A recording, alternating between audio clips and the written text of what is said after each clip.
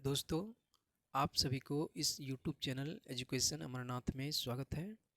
दोस्तों, यहाँ पर मैं डेली करंट अफेयर से एक प्रश्न लेकर आता हूँ। दोस्तों, कल का वीडियो नहीं बना पाया, इसके लिए सॉरी है सभी से। तो दोस्तों देखिए, आज 14 नवंबर 2025 है। तो दोस्तों आइए आज का 15 सवाल करते हैं। आज का पहला क्वेश्चन है, सीमा सुरक्षा बल BSF के किस ट्रैकर डॉग को राष्ट्रीय केनाइन वीरता पुरस्कार 2025 से सम्मानित किया गया है? तो दोस्तों सही आंसर है ऑप्शन नंबर सी, बबीता। यह सीमा सुरक्षा बल का कुत्ता है जिन्हें कि राष्ट्रीय केनाइन वीरता पुरस्कार 2025 से सम्मानित किया गया है। दोस्तों एक्सप्लेनेशन देखिए, सीमा सुरक्षा बल की बहादुर ट्रैकर डॉग बबीता को हैदराबाद में राष्ट्रीय कार्यक्रम के दौरान राष्ट्रीय केनाइन वीरता पुरस्कार 2025 से सम्मानित किया गया। अगला सवाल देखिए, 30वां संयुक्त राष्ट्र जलवायु परिवर्तन सम्मेलन COP30 ब्राज़ील के किस शहर में आयोजित किया जा रहा है? तो देखिए सही आंसर है ऑप्शन नंबर सी, बेलम। यह ब्राज़ील के बेलम शहर में COP30 का आयोजन किया जा रहा है। एक्सप्लेनेशन देखिए, COP30 का आयोजन बेलम ब्राज़ील में 10 से 21 नवंबर तक होगा। अगला प्रश्न देखिए, खेल नगरी स्पोर्ट सिटी के रूप में पुनर्विकसित करने की योजना किस स्टेडियम के लिए बनाई गई है? तो दोस्तों देखिए सही आंसर है ऑप्शन नंबर बी। यह स्टेडियम का नाम है जवाहरलाल नेहरू स्टेडियम, नई दिल्ली। खेल नगरी स्पोर्ट सिटी के रूप में पुनर्विकसित करने की योजना जवाहरलाल नेहरू स्टेडियम, नई दिल्ली के लिए बनाई गई है। एक्सप्लेनेशन में देखिए, मौजूदा स्पोर्ट स्टेडियम परिसर को तोड़ करके 102 एकड़ के क्षेत्र में जवाहरलाल नेहरू स्टेडियम, नई दिल्ली को एक अत्याधुनिक और multi support centre sport city के रूप में विकसित किया जाएगा। अगला प्रश्न देखिए, अगला प्रश्न है, RBI के प्रस्ताव के अनुसार यदि हाई क्वालिटी इंफ्रा प्रोजेक्ट में उधारकर्ता ने स्वीकृति राशि का कम से कम 10% चुका दिया हो तो NBFC को कितना जोखिम भार बनाए रखना होगा? तो दोस्तों देखिए सही आंसर है ऑप्शन नंबर सी, 50%। एक्सप्लेनेशन देखिए, अगर 10% पैसा आ चुका है तो सिर्फ 50% का रिस्क वेटेज या प्रोविज़न बनाए रखना पड़ेगा, जबकि 5% से 10% चुकाने पर 75% का प्रोविज़न बनाए रखना पड़ेगा। दोस्तों अगला सवाल देखिए, अगला सवाल है, भारत का पहला राज्य कौन सा है जिसने सरकारी और निजी दोनों क्षेत्रों में महिलाओं के लिए स्ववेतन मासिक धर्म अवकाश देने की मंजूरी दी है? तो देखिए वह भारत का पहला राज्य आपका कर्नाटक राज्य है। सही आंसर है option number D, Karnataka. Explanation देखिए, कर्नाटक भारत का वह पहला राज्य बना है जिसने निजी सरकारी दोनों क्षेत्रों में महिला कर्मचारियों के लिए प्रति माह 1 दिन का स्ववेतन मासिक धर्म अवकाश देने की मंजूरी दी है। अगला सवाल देखिए, अगला सवाल है, इसरो ने किस वर्ष तक मंगलयान 2 यानी कि मार्स ऑर्बिटर मिशन 2 को मंगल ग्रह पर उतारने की घोषणा की है? तो दोस्तों देखिए सही आंसर है ऑप्शन नंबर बी, 2030 तक।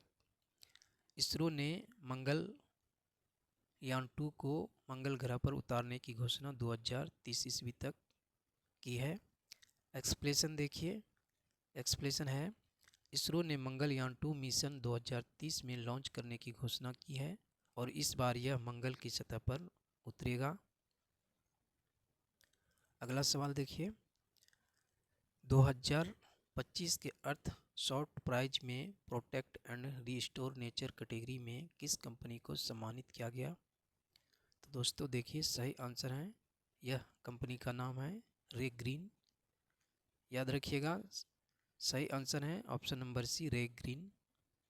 एक्सप्लेनेशन देखिए, प्रोटेक्ट एंड रिस्टोर नेचर की कैटेगरी में रे ग्रीन कंपनी को ब्राज़ील के अमेजन रेन फॉरेस्ट की रिकवरी के लिए अर्थ शॉट अवार्ड मिला है।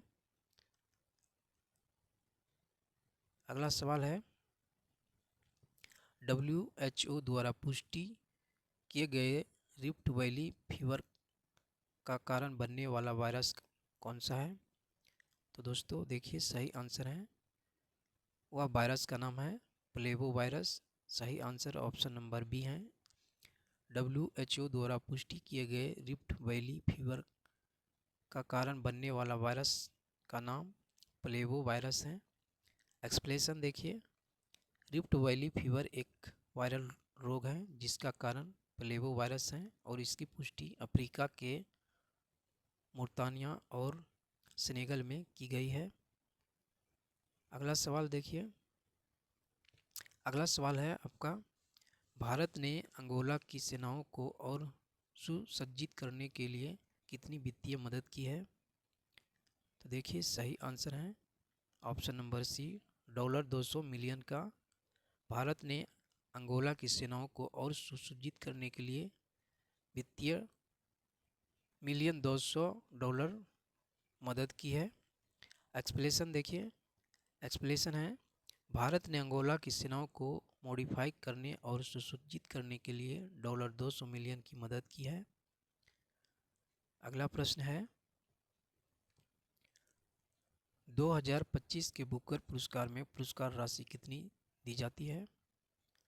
तो देखिए, सही आंसर है ऑप्शन नंबर डी, 52 लाख रुपये। 2025 के बुकर पुरस्कारों में पुरस्कार की राशि 52 लाख दी जाती है। एक्सप्लेनेशन देखिए, बानू मुश्ताक को हार्ट लैम्प के लिए अंतर्राष्ट्रीय बुकर पुरस्कार 2025 से सम्मानित किया गया। इस पुरस्कार में 50,000 पाउंड यानी कि लगभग 52 लाख की राशि दी जाती है। कन्नड़ भाषा की इस लघु कथा संग्रह का अंग्रेजी में अनुवाद दीपा भस्ती ने किया। दोस्तों, 2025 का बुकर पुरस्कार बानू मुश्ताक को हार्ट लैम्प के लिए दिया गया है, याद रखिएगा। और यह कन्नड़ भाषा की लघु कथा के लिए दिया गया है। अगला सवाल देखिए, छत्तीसगढ़ और तेलंगाना की सीमा पर कर रेगुट्टा पहाड़ी पर चलाए गए सबसे बड़े नक्सल विरोधी ऑपरेशन का नाम क्या था? तो दोस्तों देखिए, सही आंसर है, उस ऑपरेशन का नाम ऑपरेशन ब्लैक फॉरेस्ट था। सही आंसर है ऑप्शन नंबर बी। एक्सप्लेनेशन देखिए, छत्तीसगढ़ और तेलंगाना की सीमा पर कर रेगुट्टा पहाड़ी पर चलाए गए सबसे बड़े नक्सल विरोधी ऑपरेशन का नाम ऑपरेशन ब्लैक फॉरेस्ट था। अगला सवाल देखिए, भारत की पहली महिला राष्ट्रीय कार्टिंग चैंपियन कौन बनी है? तो दोस्तों देखिए, सही आंसर है Aarsi Gupta, option number C. भारत की पहली महिला राष्ट्रीय कार्टिंग चैंपियन बनी है आरसी गुप्ता। एक्सप्लेनेशन देखिए, डीपीएस फरीदाबाद की 9 वर्षीय आरसी गुप्ता ने 2025 FMSC Indian Tex Max national karting championship जीती। वह यह खिताब जीतने वाली 21 साल के इतिहास में पहली लड़की बनी है। अगला सवाल देखिए, अगला सवाल देखिए, इंडियन ओवरसीज बैंक ने किस संस्था के साथ मिलकर यूपीआई 123 पे सर्विस लॉन्च की है?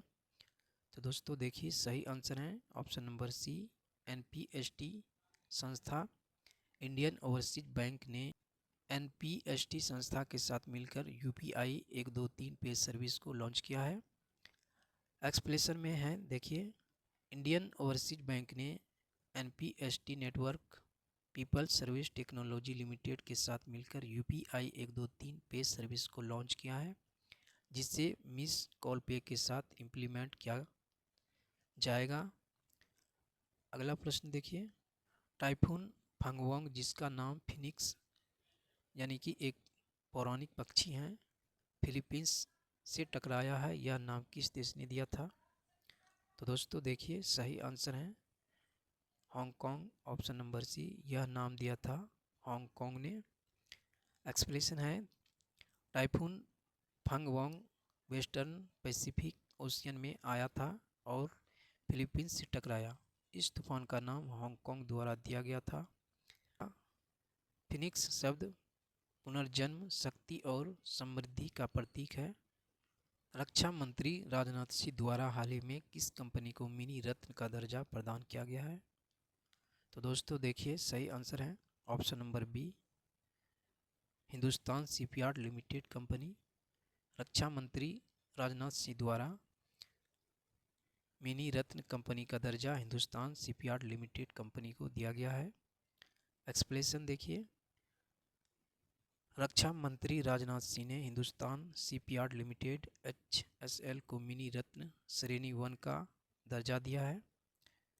वहीं हिंदुस्तान शिपयार्ड लिमिटेड HCL सहित 4 कंपनियों को मिनी रत्न का दर्जा प्राप्त हुआ है, जिनमें है आपका Hindustan shipyard limited, munitions India limited,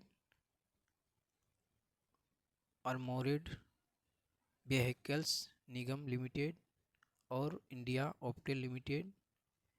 इन 4 कंपनियों को मिनी रत्न का दर्जा दिया गया है, जिसमें कि श्रेणी 1 में हिंदुस्तान शिपयार्ड लिमिटेड को रखा गया है प्रथम स्थान पर। दोस्तों अब यहीं पर वीडियो को समाप्त करते हैं, नेक्स्ट दिन मिलते हैं। Thank you.